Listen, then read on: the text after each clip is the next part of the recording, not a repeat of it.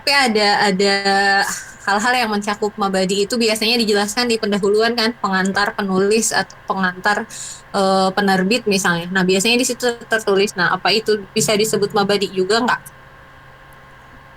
Oh iya, kalau pengantar penulis dalam beberapa buku, jika sudah mencangkup yang 10, bisa betul disebut dengan disiplin ilmu. Tapi kalau belum mencapai itu ya belum bisa.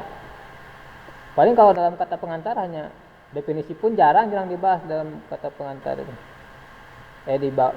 Di awalnya gitu ya. Dalam beberapa buku-buku kontemporer ya, itu dalam pembahasan definisi itu hanya dibahas di awal begitu ya. Dan itu hanya mengutip orang-orang lain juga. Dan itu tergantung dari buku yang sumber yang ibu baca. Kalau buku sumber misalnya tentang eh, filsafat ya, buku filsafat, yang menjadi rujukannya itu mereka pas buku filsafat ilmu ya, kan kita rata-rata menjadi itu Jujun Surya Sirumantri ya yang jadi referensi itu. Di sana ada lagi buku yang lain, ya buku filsafat ilmu. Nah di sana itu mencantumkan referensi Jujun Surya Sirumantri. Berarti yang sumber pokoknya ya yang Jujun Surya Sirumantri begitu. Yaitu buku yang induk dari filsafat ilmu misalnya begitu. Dan itu belum bisa dikatakan itu bisa disebut ilmu ya, karena berarti udah menjadi sumber pokok rujukan utama. Kan kalau beberapa buku begitu, hanya kalau yang kita mengambil rujukan itu yang harus yang pokoknya yang utamanya begitu,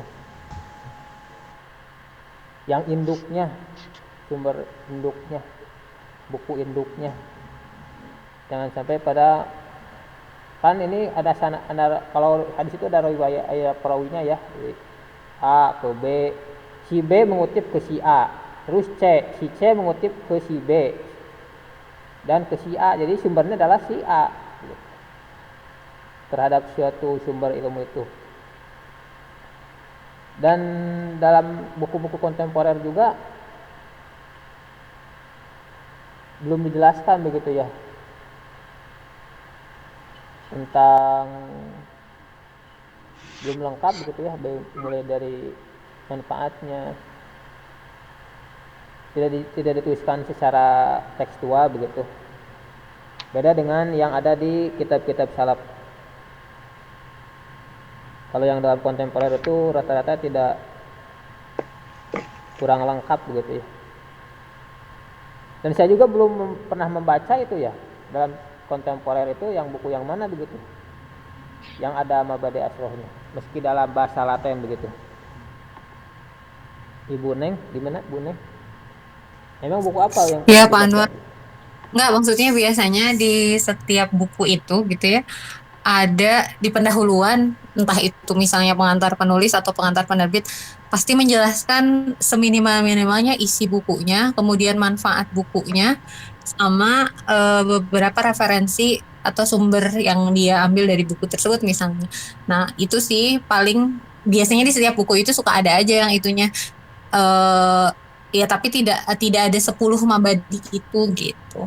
Nggak sampai 10 dan tidak dijelaskan bahwa ini adalah hadnya misalnya dan lain sebagainya. Tapi secara tersirat dia mendeskripsikan di bagian awal di setiap buku itu biasanya pasti ada gitu.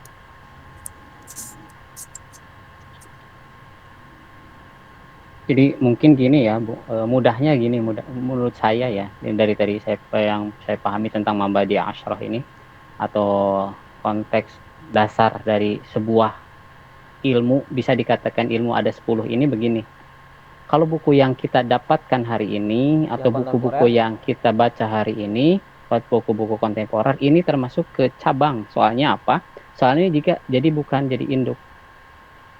Contoh gini, tadi mudahnya gini, ketika Pak Anwar sama Pak Adi menyebutkan dua ilmu.